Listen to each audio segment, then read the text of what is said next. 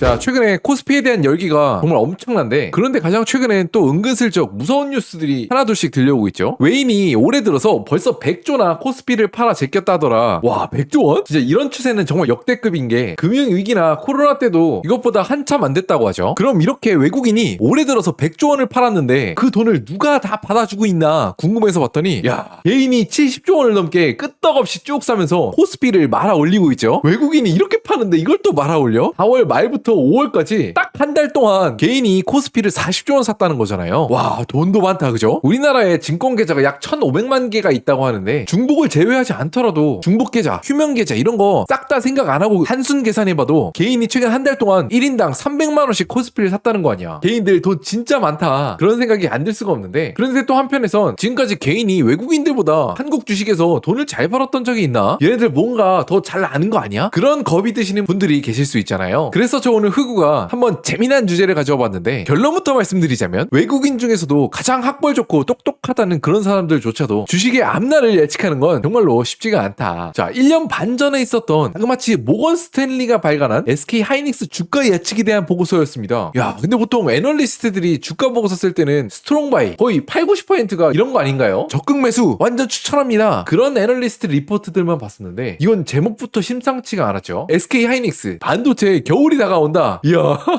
아주 강력한 셀 리포트를 냈는데, 그 안에 있는 숫자도 상당히 충격적이었죠. 그 당시에 한 주당 한 18만 원 정도에 거래되던 SK 하이닉스 주식을 두고 12만 원까지 떨어질 거다, 야, 이런 폭탄 선언을 해버렸고, 이 셀 리포트가 나온 그 다음날, 물론 이 리포트 때문이라고는 할 수는 없었겠지만 이 보고서를 냈던 사람이 바로 모건 스탠리의 반도체 관련 애널 일만 20년 넘게 했던 션 킴이란 유명한 이코노미스트였기 때문에 그 다음날 SK 하이닉스의 주가가 6%가 넘게 빠졌죠. 여기서 더 충격적인 건 이 션 킴 선생님이 셀 리포트를 낸 게 한 번이 아니었다는 겁니다. 2024년 말 그리고 2025년 초에 무려 2번이나 아주 강력히 하이닉스를 매도하라는 리포트를 연이어서 냈는데, 야, 이 멘트들이 충격적이에요. 메모리 반도체 도대체 AI 시대에 가치가 뭐냐? 겨울이 다가온다, 투자 등급 2단계를 내리꽂겠습니다, 마지막 매도 리포트를 낸 게 2025년 4월이었는데 이제는 결과를 우리가 다 잘 알죠. 당시 한 주에 18만 원에 거래되던 하이닉스가 최근엔 10배 가까이 뛰었습니다. 와, 이런 모습을 보고 정말 여러 가지 생각이 드실 수 있으실 것 같은데, 뭐 첫 번째는 그런 생각이 들죠. 아니,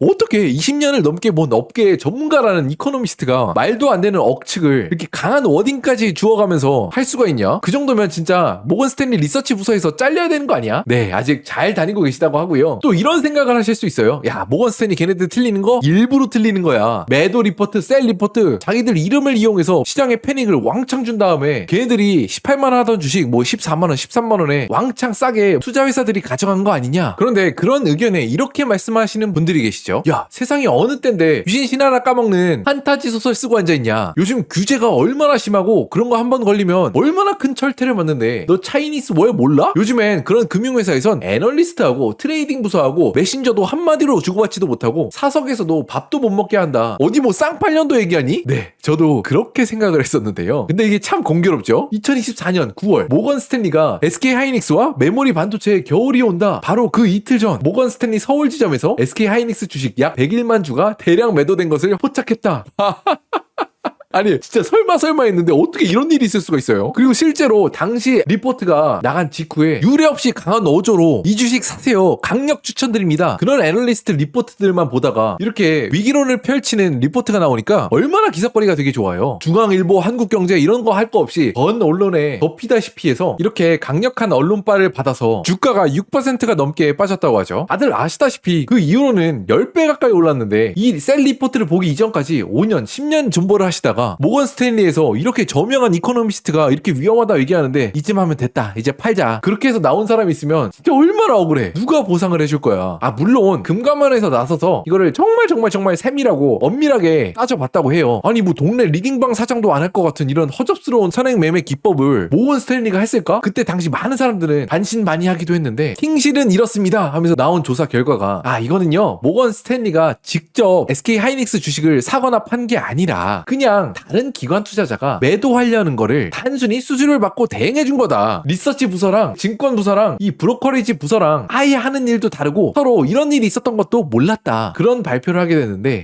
이게 진짜 개인 투자자 입장에선 까마귀 날자 배 떨어졌다고 진짜 말도 안 되는 타이밍 아닌가 싶죠. 뭐 물론 조사 결과로 법적인 입증은 뭐 불가능하다. 책임 소재가 불분명하긴 하지만 한 가지 확실한 건 애널리스트 리포트가 정확도가 있나? 정말 투자하는데 우리가 참고할 만한 그런 좋은 정보가 되는 게 맞나? 하는 생각이 안 들 수가 없고요. 그래도 정말 올해 초부터 코스피가 6천 간다, 7천 간다, 8천 간다 강력히 주장을 해서 야, 쟤 뭐야? 그런 소리까지 들었던 노무라 증권이 요즘 보면 좀 잘 맞추시는 것 같긴 하죠. 하이닉스 풀롱도 정확히 맞추셨습니다. 물론 오늘의 주제로 다시 돌아가서 외국인 혹은 애널리스트가 일반인들보다 주식을 더 잘할까? 라는 질문에 특히 코스피에서 외국인들이 성적을 잘 낸 건 맞긴 하지만 사실 이런 성적표는 저는 어떤 정보를 더 잘 알아서 빨리 알아서 남들이 모르는 걸 알아서 라기보다는 우리 한국 형님들의 2배수 3배수 아니면 쳐다도 안 보는 용감한 심장이나 아니면 1년에 전 재산을 7번 8번도 사고 파는 엄청난 회전율 때문에 개인의 수익률이 좀 적게 잡히는 거 아닌가. 저 흑우는 개인적으로 좀 그런 생각을 가지고 있고요. 사실 또 근본적으로 생각을 해보면 이런 애널리스트의 리포트들이 뭐 숫자를 예쁘게 가공해서 보여주는 그냥 시각적인 용도로서의 의미는 있겠지만 이게 과연 일반 대중을 위해서 의미가 있을까 싶은 부분이 분명히 있죠. 왜냐하면 결국 애널리스트들이 속해 있는 증권사는 일반 회사들을 상대로 IPO, M&A, 채권 발행 이런 다양한 업무를 실행해주면서 매출을 내고 수수료를 받아가는데 그렇기 때문에 이 기업의 기분을 상할 수 있게 하는 그 셀 리포트를 쉽게 낼 수도 없고요. 저희가 맨날 보는 건 적극 매수 이런 리포트들이 많죠. 그럼 문득 이런 생각이 들죠. 아니 그러면은 그 수많은 증권사들의 애널리스트들이 돈 받고 이렇게 하루 종일 리포트들을 열심히 써가고 있는데 이런 것들 다 의미가 뭐냐 뻘짓하는 거 아니냐 라고 생각하실 수 있겠지만 또 나름대로 골 때리는 관료적인 의미가 있다고 합니다. 인터넷에서 저희가 자주 볼 수 있는 애널리스트 리포트들은 저희를 위한 게 아니라 기관이나 증권사 투자자들의 투자 운용사에 있는 여러 펀드 매니저들의 이른바 책임 면제권이 된다고 하는데요. 예를 들어서 펀드 매니저가 그냥 자기 감으로 이 주식이 왠지 쏠 것 같아서 자신의 펀드를 샀다가 마이너스 50%, 70%가 나면은 너 제대로 한 거 맞아? 집에 갈 수 있잖아요. 그런데 만약에 그렇게 50% 반토막이 나더라도 저 이거 땡땡 증권사에서 1년에 수백만 원에 이르는 이용료를 내고 한 프리미엄 리포트를 근거해서 아주 좋은 주식 같아 보여서 샀습니다. 이렇게 방어가 된다고 하는 건데 이유를 들어보면 들어볼수록 진짜 쓸데없다. 그죠? 흑우 저 개인적인 생각으론 투자 10년, 20년 전문가나 아니면 뉴비나 주식에서 시장을 이기는 건 정말 너무 어렵다 라고 생각을 하기 때문에 든든한 인덱스 펀드 매달 기계적으로 사서 빼지도 않고 제 일에 집중하고 여유 시간을 즐기고 그렇게 살아가고 있는데 또 요즘엔 또 저 같은 분들이 굉장히 많으시죠. 이게 20년 전까지만 하더라도 한국뿐만 아니라 투자의 본고장 미국에서도 뭐 시장을 다 사서 꼴랑 연수익률 10%, 15% 내겠다고? 그게 뭐야? 라는 말을 얼마 전까지 들었던 거와 무색하게 이제는 2023년에 드디어 그랜드 크로스를 이뤘죠. 시장 전체의 패시브 펀드가 액티브 펀드의 규모를 이기는 상황이 발생했습니다. 그런데 이렇게 되니까 뜻하지 않았던 문제가 발생하죠. 이쪽 인덱스 펀드의 대가 존 보글 선생님께서도 말씀하신 패시브 펀드의 문제가 발생하죠. 바로 무지성으로 시장을 전체를 다 사는 펀드들이 끝도 없이 밀려오니까 이른바 ETF 버블 시장이 비싼데도 생각 없이 그냥 자금줄이 쭉 들어와서 계속해서 주가가 올라간다. 예컨대 그런 문제가 생긴다는 겁니다. 특히나 미국에선 M7, 한국에선 삼성전자와 하이닉스 이런 특정 몇 개의 회사가 몇백 개 회사를 합친 것보다 더 커지고 있는 그런 상황에서도 끊임없이 이런 패시브 펀드들은 무지성으로 주식을 사가고 있죠. 또 최근에 있었던 이야기입니다. 스페이스 X가 역대급 거대한 몸집을 자랑하면서 IPO를 들어오게 되었다는데 다들 잘 아시겠지만 IPO 할 때는 경영진 입장에서 매출도 평소보다 벌컥 영업이익도 좀 더 잘 나오게 꾸미고 그 다음에 IPO 시장에 들어오려는 유인을 갖다 보니까 막상 IPO를 하고 난 다음에 1년 수익률이 별로 좋지 못하는 모습을 보여주는 사례가 너무 많았다는 건 아마 많은 분들이 들어보셨을 것 같은데 그런데 액티브 펀드 비율이 높았을 때는 펀드 매니저들이 더 적극적으로 IPO에서 저거 사실 알고 보면 걔 잡주야 왜 사? 라거나 혹은 심지어는 야 공매도 치자 저거 1년 후에 분명히 떨어져 이런 작용을 했을 텐데 그런 작용이 없이 나스닥 100에 들어오면 수십조 S&P 500에 들어오면 수백조가 들어간다는 거잖아요. 그래서 최근엔 미국 증권가에선 이런 신규 IPO 회사들을 지수에 조기 편입시켜줘야 되냐 아니면 최소한 4분기, 6분기 정도는 보고 회사가 꾸준히 흑자를 내는 모습을 보이면 그제서야 들여 보여줘야 되냐 그런 논란에 한참 휩싸여 있는 것 같은데 그래서 어쨌거나 진짜 영원한 게 없다고 QQQ나 VOO처럼 패시브 투자를 쭉 간다고 해서 무적이다 이것만 있으면 인생 졸업이다 이런 것까지는 아닐 수 있겠다는 생각이 좀 들고요. 물론 회전율 800%, 700% 하는 것보단 낫겠지만요. 오늘은 요즘 코스피를 죄다 팔고 있다는 외국인들에 대한 이야기나 또 주식을 좀 잘 안다는 애널리스트들의 그런 화끈한 리포트에 대해서 이야기해봤는데 여러분들은 이 주제에 대해서 어떤 생각을 가지고 계신가요? 하단에 댓글을 댓글을 통해서 남겨주세요.